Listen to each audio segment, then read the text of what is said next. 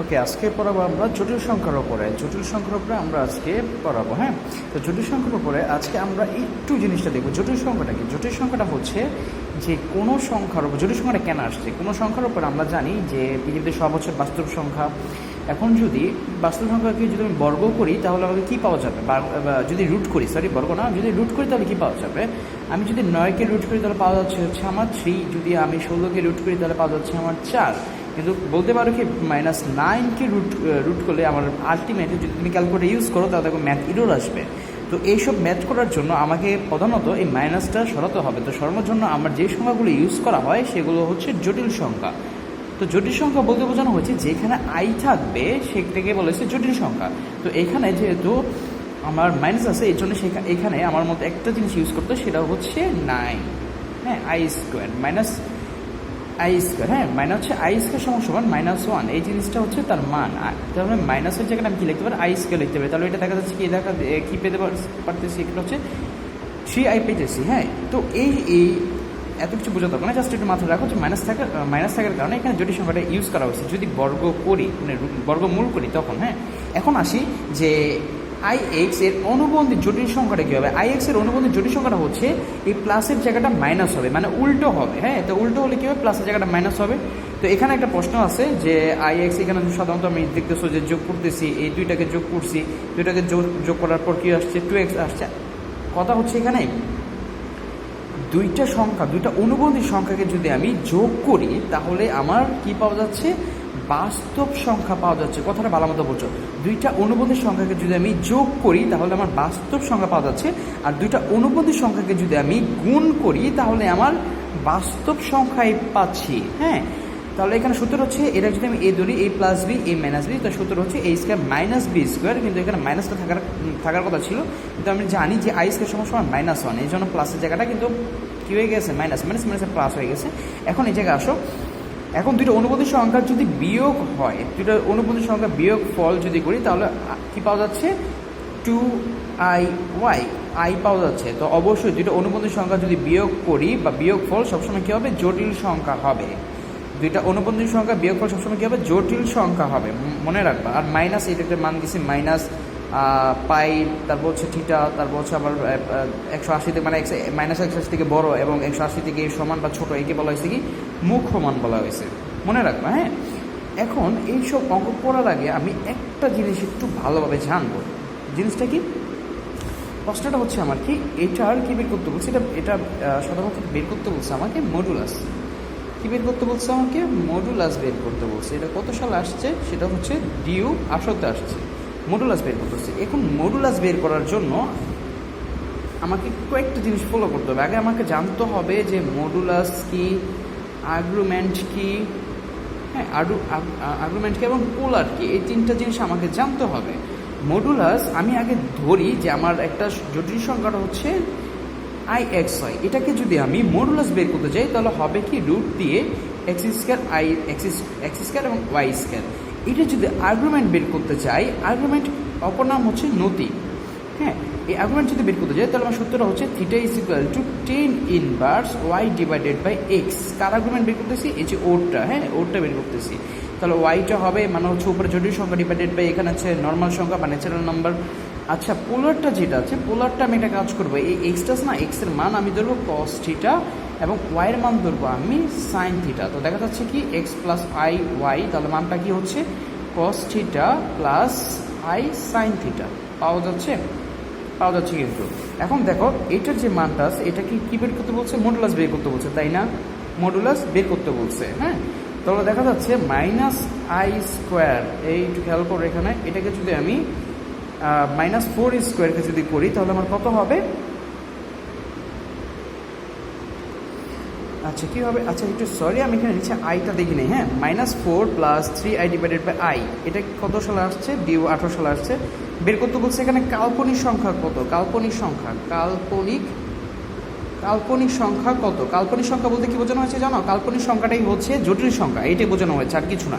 তাহলে এখানে যদি আমি কাল্পনিক সংখ্যা বের করতে যাই তাহলে কী করতে হবে? একটু খেয়াল করি, এখানে আছে -4, এই আইটা আমি আলাদা করে দিই। এই আই প্লাস এই 3i ডিভাইডেড বাই 3, মানে sorry 3i divided by I, তাহলে কি পাওয়া যাচ্ছে, এই আই আই কিন্তু কাটা হয়, তাহলে কি পাওয়া যাচ্ছে -4 ডিভাইডেড বাই আই প্লাস 3। তাহলে এখানে দেখো, এখানে বলো তো এখানে কাল্পনিক সংখ্যাটা কোনটা? কাল্পনিক সংখ্যা কিন্তু এটা কিন্তু বাস্তব সংখ্যা। কারণ কি, যেখানে আই নাই সেটাই হচ্ছে বাস্তব সংখ্যা, যেটার সাথে আই আছে ওটা হচ্ছে কাল্পনিক সংখ্যা। তাহলে -4টা হচ্ছে আমার কাল্পনিক সংখ্যা। এখন আসি এটা আর্গুমেন্ট বের করতে বলছে। এখন ভাই আর্গুমেন্ট বের করার জন্য একটা নিয়ম আছে। নিয়মটা কি, আর্গুমেন্ট বের করার জন্য আমাকে 4টা জিনিস ফলো করতে হবে। সেটা হচ্ছে কি, এক্স প্লাস আই ওয়াই যদি হয় তখন আর্গুমেন্ট বের করার জন্য একটা নিয়ম আছে। নিয়মটা হচ্ছে এক্স প্লাস আই ওয়াই, এক্সের মান হচ্ছে ধনাত্মক, তাহলে এই জায়গা হবে। ওয়াইয়ের মানও যেহেতু ধনাত্মক, তাহলে অবশ্যই আমাকে এই জায়গার মধ্যে হবে। তাহলে এই জায়গার মধ্যে যদি হয় তাহলে থিটার মানটা আমি লিখবো 10 inverse y divided by x. যদি ভাই এখানে এক্সের মানটা মাইনাস দিয়ে দেয় তখন কি হবে, এক্সের মানটা যদি মাইনাস দিয়ে দেয় তাহলে আসে কোথায়, এক্সের মানটা মাইনাস দিয়ে আসে এই জায়গায়, ওয়াইয়ের মানটা হচ্ছে প্লাস আসে হচ্ছে এই জায়গায়। তাহলে আমার থিটার মানটা কত হবে, থিটার মানটা হবে কত, পাই মানে কেন, এই যে 180 পাই মাইনাস হচ্ছে 180 থেকে কম, এই জন্য -10 inverse y divided by x. এখন যদি -x মাইনাস এটা হয় এটা হয় তাহলে কি হবে, -x মানে হচ্ছে এইখানে, -y মানে হচ্ছে এইখানে। এখানে কি, এখানে ছিল পাই, আগে ছিল পাই, তাহলে এখানে নিচে নেমে গেছে। এখন এই জায়গাটা হবে কি, থিটা সমান সমান -pi plus 10 inverse y divided by x. এটা কিন্তু একটু ভিন্ন নিয়ম। আমি কিন্তু এখানে কি করতে পারতাম, যেহেতু এই 180 থেকে কম ছিল এই জন্য মাইনাস করছিলাম, এটা 180 থেকে বেশি ছিল এই জন্য এখানে 180 প্লাস 10 180 -10 ইনভার্স লিখতে পারি, কিন্তু এই কাজ করবো না, এটা করলে কিন্তু ভুল হবে। হ্যাঁ, একটু জিনিস কষ্ট করে মনে রাখবা, -pi plus 10 inverse y divided by x. Okay, যদি বলা যায় আচ্ছা ওই নিয়মটা যদি বলা যাবে আচ্ছা ওইটা বের করেন, তাহলে কী হবে, এখানে পাই ছিল তাহলে পাই, হ্যাঁ তাহলে এখানে প্লাস না হবে না, ওটা ইম্পসিবল, ওটা হবেই না। আচ্ছা একটু খেয়াল করি, এখন যদি বলি এইটা এই ঘরের যদি কথা বলি, মানে হচ্ছে যে যদি আমি বলি যে 4 নাম্বার, যদি বলি যে প্রশ্নটা বলি এই যে এক্স মাইনাস আই ওয়াই, তখন কত হবে, এক্সটা হচ্ছে ধনাত্মক, তাহলে এই সাইড আই ওয়াইটা হচ্ছে নিচে, তাহলে এটা হয়, তাহলে তখন থিটার মান হবে, তখন থিটার মান কত হবে, -10 inverse y divided by x. এটা হতে পারে, এটা কিছু না কাটা, -10 inverse y divided by x. আরেকটা মান আছে, সেটা কত, এটা হচ্ছে আমার তো কত, এটা পাই মাইনাস ছিল, এটা মাইনাস পাই ছিল। আচ্ছা এটা কত, এটা তো 270 ডিগ্রি থেকে বড়, তাই না, তো 270 ডিগ্রি থেকে মানে সরি এটা 360 ডিগ্রি গড়, তাই না, ওটা হচ্ছে 360 ডিগ্রি গড় অথবা 270 ডিগ্রি থেকে বেশি, মানে 270 ডিগ্রি থেকে বেশি এবং 360 ডিগ্রি থেকে কম। তো মানটা হচ্ছে আমার 2π 10 inverse y divide by x, মানে 360 ডিগ্রি থেকে কম করলে আমার এই ঘরে পড়বে। ওকে, এখন আসি আমার ম্যাথটা। তো ম্যাথের মধ্যে কী বলা হয়েছে, -1 প্লাস আই, তাহলে কত হবে, তাহলে একটু খেয়াল করি, -i মানে হচ্ছে এক্সের মান হচ্ছে এইখানে, প্লাস আই মানে হচ্ছে এই ঘরে, তাহলে কত হবে, থিটা সমান সমান পাই -10 ইনভার্স কত, যেহেতু এক্সের মান হচ্ছে 1, এখানে 1, ওয়াইয়ের মান কত -1।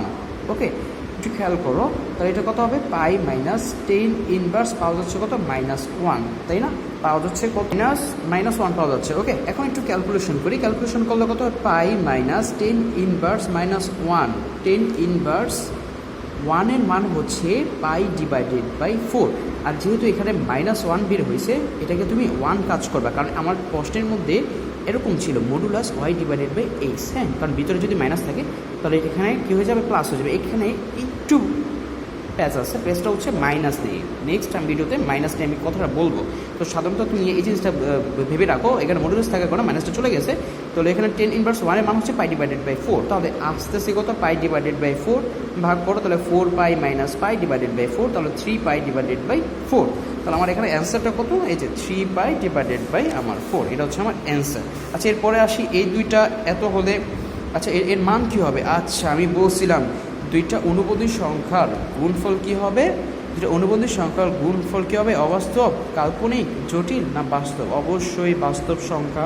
ওকে, আচ্ছা এখন দুইটা সংখ্যা আছে, দুইটা সংখ্যা ভাগ করছে, নতি বের করতে বলছে, কী বের করতে বলছে, নতি বের করতে বলছে। এখন আসি, নতি মানে কি, নতি বের করতে, নতি মনে হচ্ছে কোণ বের করতে বলছে, তাই না, কোণ বের করতে বলছে। তাহলে আসি, তাহলে Z2 ডিভাইডেড বাই Z1 মানে এটা কি Z2 ডিভাইডেড বাই, এটা তো আছে তাই না, যে এটা আছে Z2 ডিভাইড বাই Z1, ভাগ থাকলে কী হয় বিয়োগ হয়, তার ভাগ থাকলে যদি বিয়োগ হয় এই 2টাকে আমি কী করতে পারি tan inverse y divided by x, tan inverse y divided by x, এটা হচ্ছে 2 এর মান, 2 এর মান কত বসাবো tan ইনভার্স y এর মান হচ্ছে 1 আর এটা হচ্ছে √3 আর এটা হচ্ছে tan ইনভার্স y এর মানটা কত, y এর মান হচ্ছে -1 আর এটা হচ্ছে আমার 1। তাহলে দেখা যাচ্ছে এখানে আমার কি tan ইনভার্স এটার মানটা কত, এটার মানটা হচ্ছে আমার কত tan ইনভার্স 1/3 মানটা হচ্ছে পাই ডিভাইডেড বাই 6 মানে হচ্ছে tan 30 ডিগ্রি মান হচ্ছে 1/√3 আর tan 45 tan কত ডিগ্রি মান 45 ডিগ্রি মান হচ্ছে, এটা কিন্তু একটা খেয়াল করো আগে কিন্তু আমার এক্স এর সাথে মাইনাস ছিল, এই জন্য কী করছিলাম আমি মাইনাসটা বাদ দিয়েছি, আমি এই জন্য বলছি আমার একটা কথা আছে এখানে মাইনাসটা একটু কথা আছে, কথাটা হচ্ছে এখানে না বললেও পারতেছি না, সেটা হচ্ছে যখন এক্সের সাথে মাইনাস হবে তখন তুমি মাইনাসটা কাউন্ট করবা না, যখন ওয়াইয়ের সাথে মাইনাস হবে না তখন তুমি মাইনাসটা অবশ্যই কাউন্ট করবা, তখন এখানে কি হয় মাইনাসে এখানে কী হবে মাইনাসে প্লাস হয়ে কী হবে, এখানে মাইনাস ছিল, ওকে মাইনাস ছিল, এখানে মাইনাসে হয়ে যাবে, এখানে মাইনাস থাকার কারণে মাইনাসে প্লাস হয়ে কত হবে পাই ডিভাইডেড বাই 4, তাহলে কত হবে লসাগু যদি আমি করি তাহলে কত হবে, লসাগু করলে 12 হয়, 6 2 পাই 3 3 পাই, তাহলে যোগ করলে 5 পাই ডিভাইডেড বাই 12, তাহলে অ্যান্সার কত হবে 5 পাই ডিভাইডেড বাই 12, এটা আমার হবে অ্যান্সার। ওকে আসি এখন অপর পেজে। আচ্ছা এটা কী বলছে মডুলাস, অনেক ইজি, মডুলাস বের করতে বলছে, তাহলে মডুলাস মানে হচ্ছে রুট করবা স্কোয়ার করবা কিন্তু আই থাকা যাবে না, যে রুট করবা স্কোয়ার 1 স্কোয়ার গুণ এটাকে 1 স্কোয়ার করো, যেহেতু গুণ অবস্থা আছে দুইটা একসাথে করি, তাহলে 4 × 1 স্কোয়ার, তাহলে কত হবে 2 × কত হবে এখানে 5, তাহলে পাওয়া যাচ্ছে কত, রুটটা আমি একসাথে করলাম 5 × 2 = 10, তাহলে আমার অ্যান্সারটা কত হচ্ছে এটা, ইজি না? আচ্ছা এখন আসি আমার নিচে এই ম্যাথটা মডুলাস এবং আর্গুমেন্ট বের করতে বলছে তাই না, আচ্ছা বের করতে বলছে। এখন এইটা করার আগে আমি একটু ডিটেলস একটা কথা বলবো।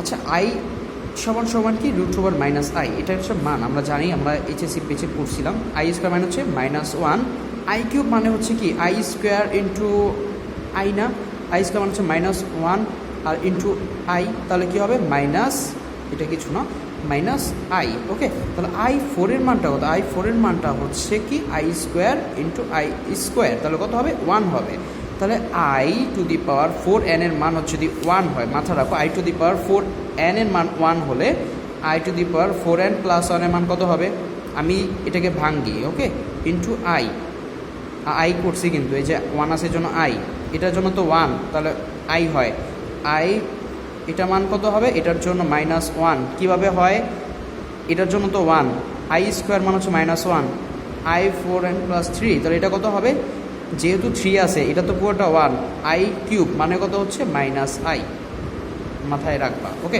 এখন আসি যদি এরকম থাকে in জিনিসটা মাথায় রেখো, in i+1 যদি বাড়তে থাকে এক এক করে বাড়তে থাকে, তাহলে কখনো কী হবে এক এক করে বাড়তে হলে সবার লাস্টে হবে 0, ওকে সবার লাস্টে হবে কত 0, এই জিনিসটা মাথায় রাখবে আমাকে। ওকে